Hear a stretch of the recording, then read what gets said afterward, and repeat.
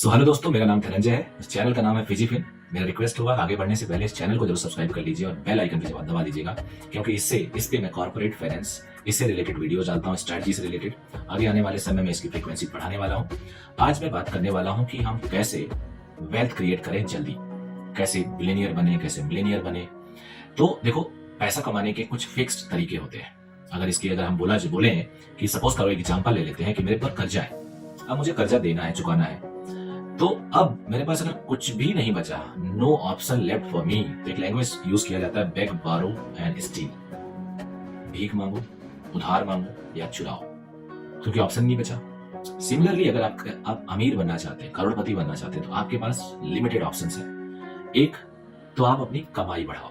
अब कमाई बढ़ाने में भी कई और ऑप्शन निकल के आ जाएंगे, लेकिन पहला कमाई बढ़ाओ। दूसरा, इन्वेस्टमेंट बढ़ाओ। बट अब इन्वेस्टमेंट में प्रॉब्लम ये आती है कि इन्वेस्टमेंट तो तभी हो सकता है ना जब आपके पास पैसे हो, स्पेयर पैसे हो। कुछ आप कंजूसी करके कुछ डाल सकते हो, बट उससे अमीर करोड़पति तो नहीं बन सकते।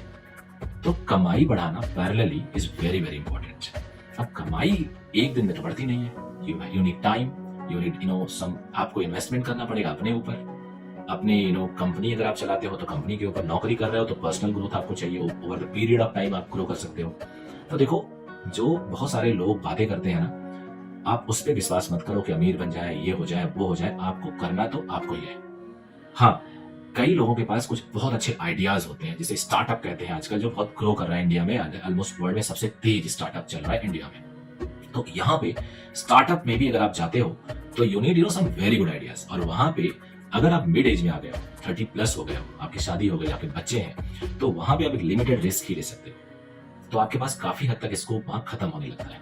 हाँ, अगर कॉलेज पास आउट हो इमीडिएटली या कॉलेज में हो तो स्टार्टअप आपको हेल्प करता है, लेकिन लॉन्ग टर्म में आपको स्टार्टअप बहुत जल्दी अमीर बना सकता है। ये फैक्ट है।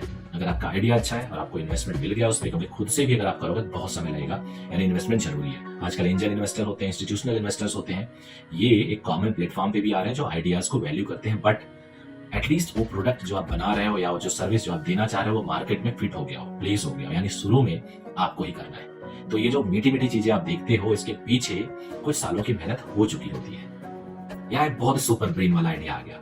तो इन सब छोटी बातों का एक मोटा सा आइडिया ये है कि शुरू में आपको बहुत मेहनत खुद करनी पड़ेगी। अगर कोई कह रहा हम ये कर देंगे, वो कर देंगे, तो वो ठीक नहीं है, या बहुत ज्यादा सच्चाई उसमें नहीं है।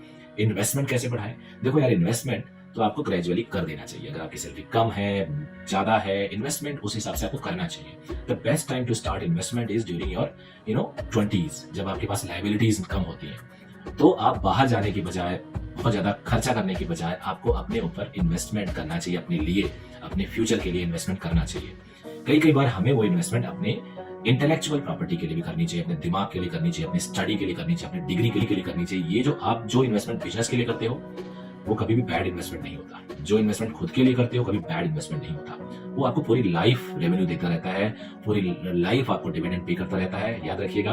क्योंकि अगर आपने अपने ऊपर इन्वेस्टमेंट नहीं किया तो आप एक लेवल से ऊपर नहीं जा सकते।